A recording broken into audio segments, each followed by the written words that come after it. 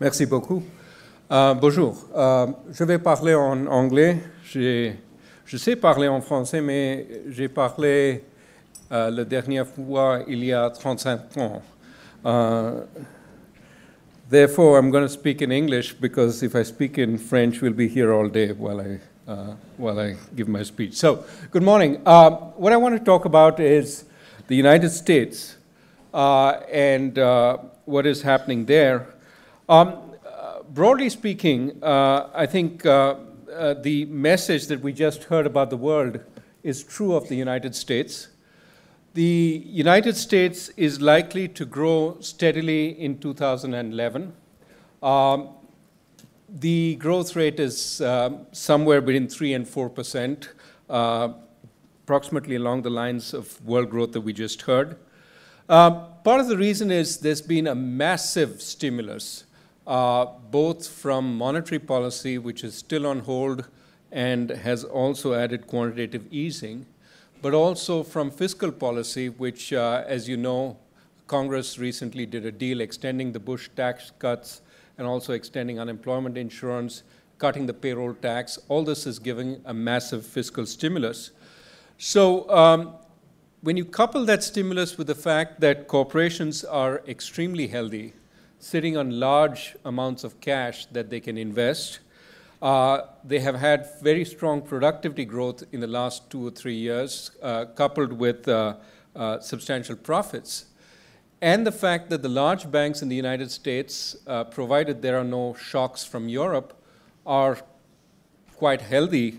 When you put those together, you have a substantial potential for growth. If you add to that the fact that the households themselves have reached a savings rate that they seem comfortable with. Households were saving more, as you remember, when the crisis started, but now the savings rate seems to be tapering off at about 5% of GDP. And households are getting more interested in consuming. Auto sales are picking up, for example. So the dark spots in the U.S. economy are still the housing sector, which is probably somewhere near a bottom and is stabilizing. But much of the rest of the economy is actually quite healthy, except for government finances, which I'll come to later. And so, by and large, this is going to be an economy in recovery over 2011. The private sector is going to play an increasing part in this recovery. The problem in the United States is this recovery is going to be very uneven across the United States and across income segments, and I'll talk about that a little more. In the states that had more of a housing bubble and a crash, the recovery is much slower. In fact, some of them are still losing jobs. In the states that didn't have a housing bubble, the recovery is much stronger. More generally, I think the United States has to confront a longer-term problem that it has, which is that too few of the population have the skills needed to compete in the global economy. This is reflected in current unemployment rates, where long-term unemployment is picking up. And I think that does suggest the problem that the U.S., some parts of the workforce do have a serious problem of increasing their skills. And of course, like many other countries in the world, the United States has a public finance problem. U.S. public debt is mounting both for the states as well as for the federal government. But more important in the United States, the unfunded entitlements, things like Social Security, things like health care, are mounting and are really huge compared to the public debt itself. The United States has to fix its finances sooner rather than later, otherwise it could experience some debt problems, probably not as quickly as Europe is experiencing, but sometime in the future if nothing is done. I'll come to that.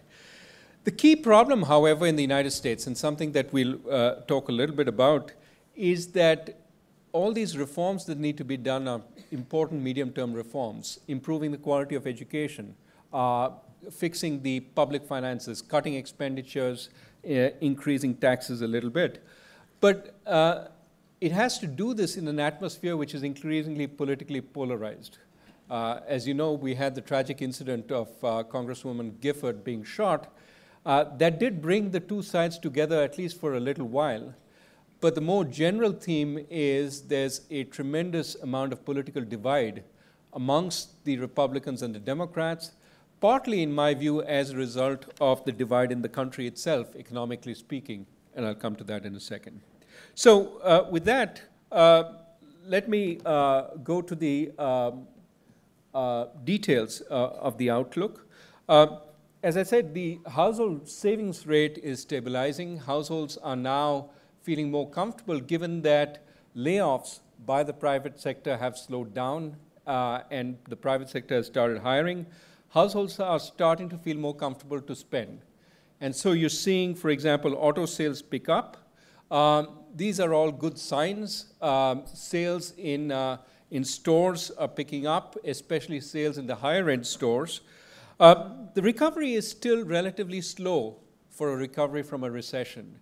The US, by the end of last year, had barely recovered all the growth that was lost in the downturn. It was back to where it was in 2008. So this is a relatively slow recovery. It's a particularly slow recovery as far as jobs go, and I'll come to that in a second. But it's also a slow recovery across, it's a varied recovery across the United States. The states that are indebted, especially because of the housing bubble, they're growing much more slowly. That's the graph on the right-hand side.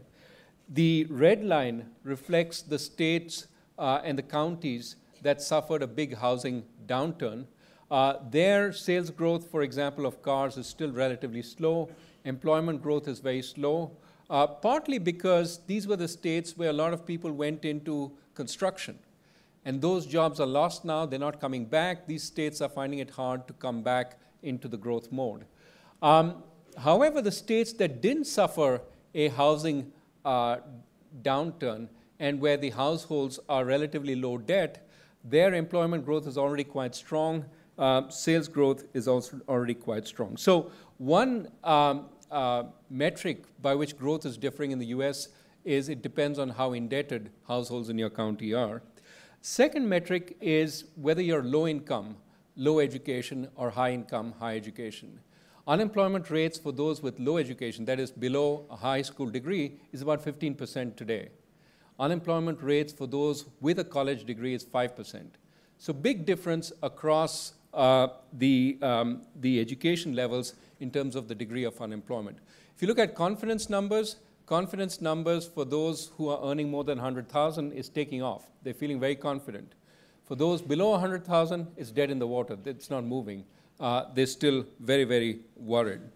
It also varies by age. The very young, the people who just graduated from college, unemployment rates are huge for them. They're not finding jobs.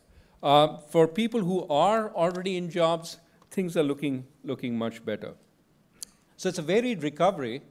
The next thing about the recovery that's important is corporations are extremely healthy.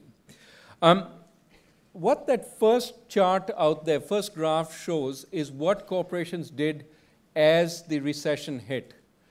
The first thing they did as the recession hit was they fired a lot of workers. They fired them quickly.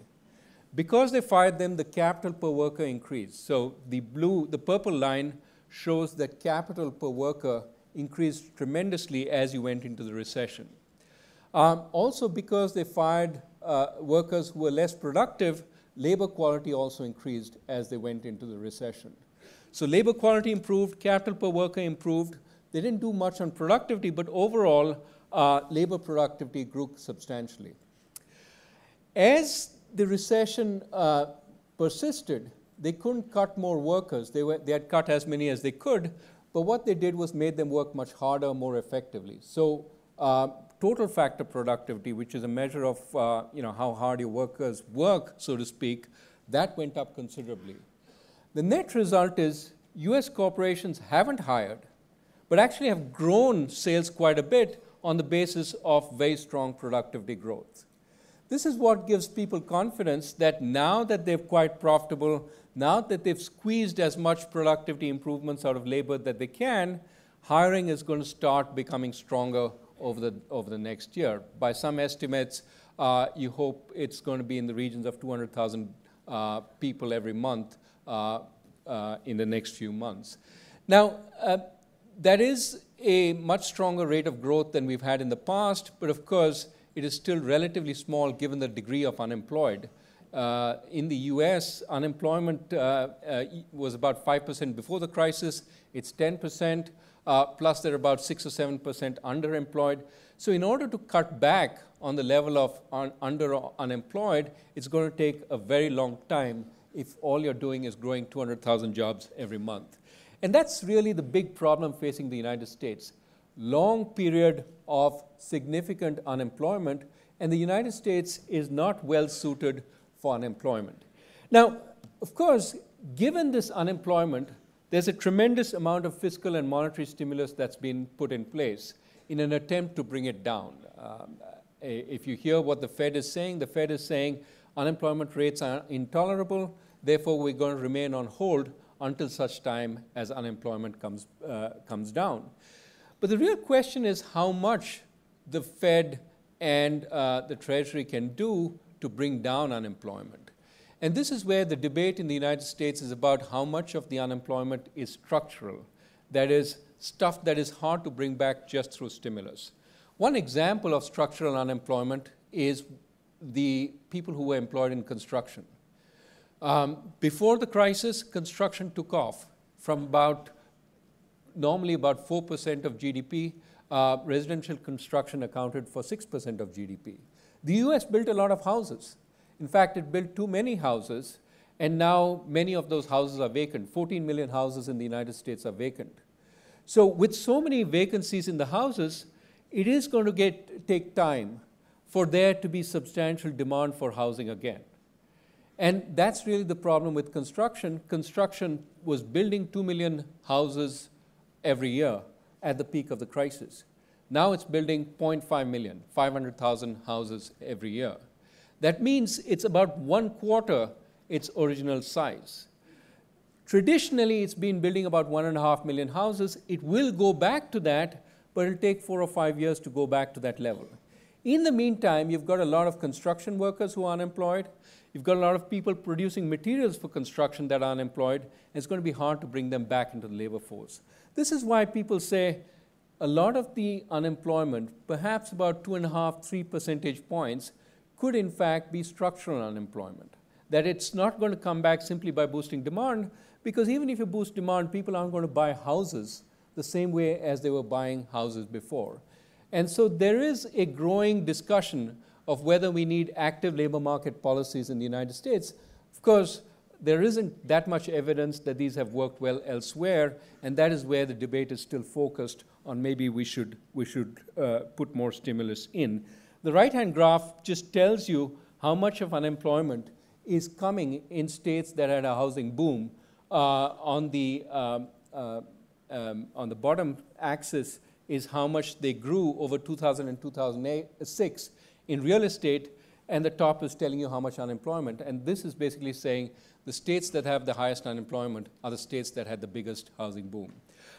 More generally, the point here is that the United States has a real skill mismatch, and it has masked the skill mismatch by expanding the construction industry.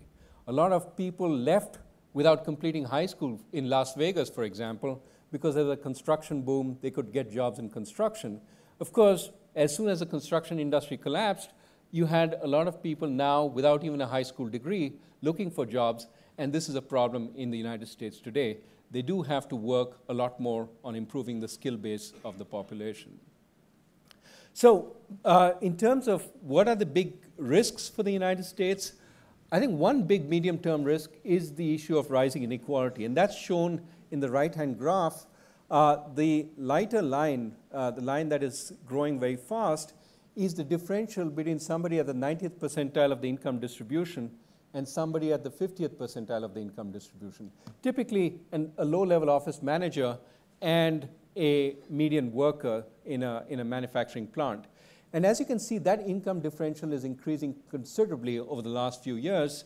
And I have argued in a recent book that I wrote that given that level of income differential, given that many workers at the median income level have seen their wages stagnate, there's tremendous pressure on the politicians to do something